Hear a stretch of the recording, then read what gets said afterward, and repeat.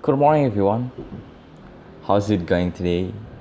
It's a kind of blessing to see you again since this pandemic.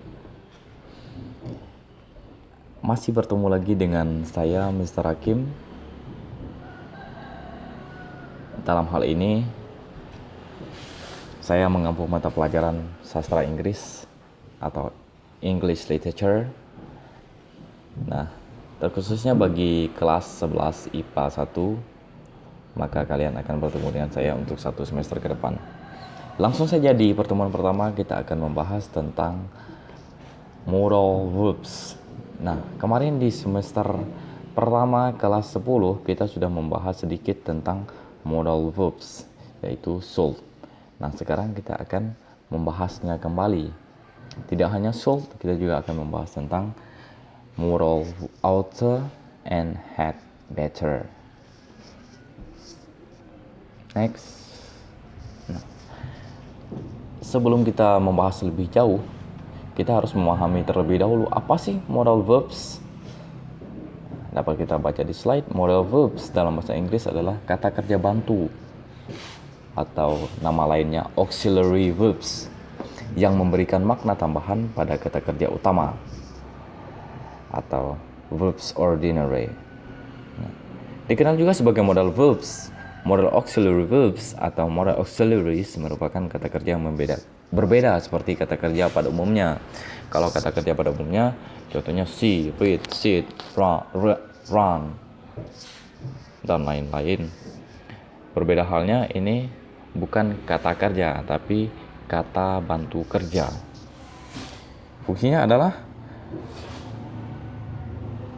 bermacam-macam, tergantung dari modal verbs itu sendiri. Next.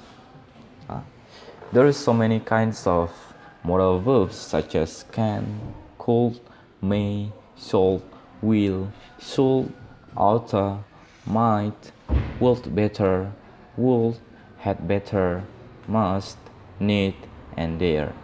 Tapi di kesempatan kali ini kita akan fokus kepada 3 jenis modal verbs saja, yaitu should, oughta, and had better, yang memiliki fungsi hampir sama. Tapi apa perbedaannya? Mari kita lihat. Sebelum kita lanjut, ini sebagai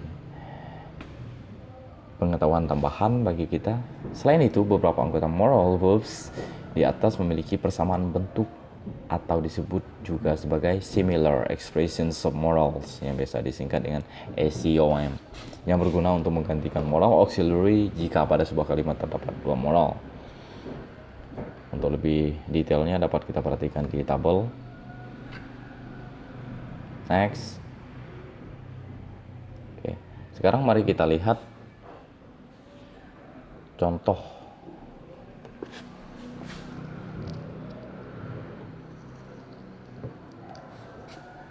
Apa sih perbedaan antara should, had better, and oughta? Kita mulai dari kata should. Fungsinya yang pertama untuk menyatakan kewajiban. Contoh, you should wear a seatbelt when driving. Nah, Anda harus menggunakan sabuk pengaman pada saat berkendara. Fungsi lain adalah untuk menyatakan saran. Should I call your mother? Nah, berarti kita menyampaikan saran. Haruskah saya menghubungi ibumu? Seperti itu. Sekarang kita ingin membandingkannya dengan had better.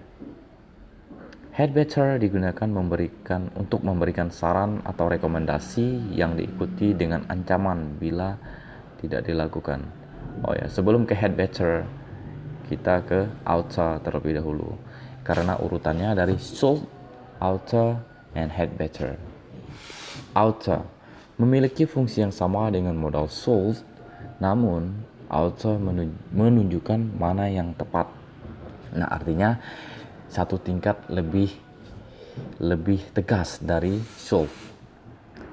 Fungsinya masih sama, yang pertama menyatakan kewajiban, yang kedua menyatakan saran. Untuk menyatakan kewajiban, contohnya you ought to wear a raincoat when hiking and rainy day.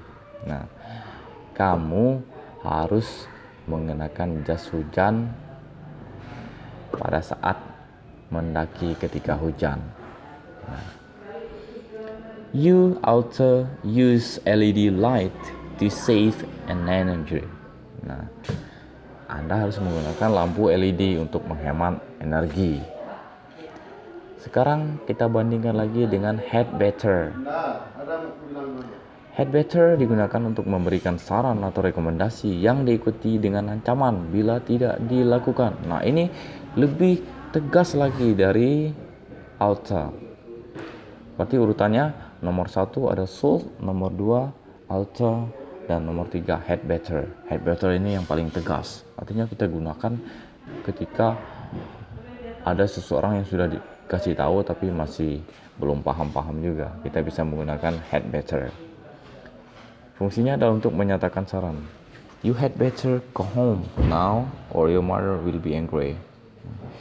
You had better go home now or your mother will be angry.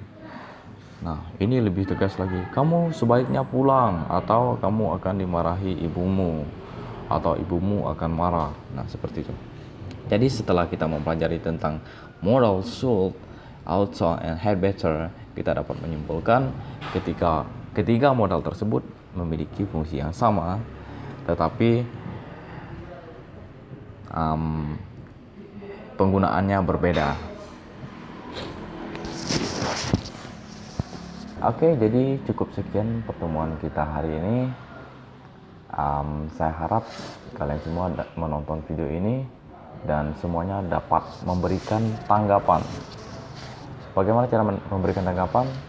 Tanggapan ini sifatnya wajib, dapat kalian cantumkan tanggapan kalian di kolom komentar e-learning. Kalian cari materi tentang moral verbs. Nah, kemudian di kolom komentar dapat kalian cantumkan tanggapan dalam bentuk pertanyaan, kesimpulan dari materi ini, maupun menanggapi pertanyaan dari teman yang lain. Sekali lagi saya tegaskan, sifatnya wajib.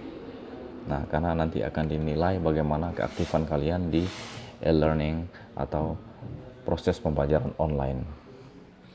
Okay, I think that's all for today's meeting. Thank you for your participation. We did a good job today. See you next meeting.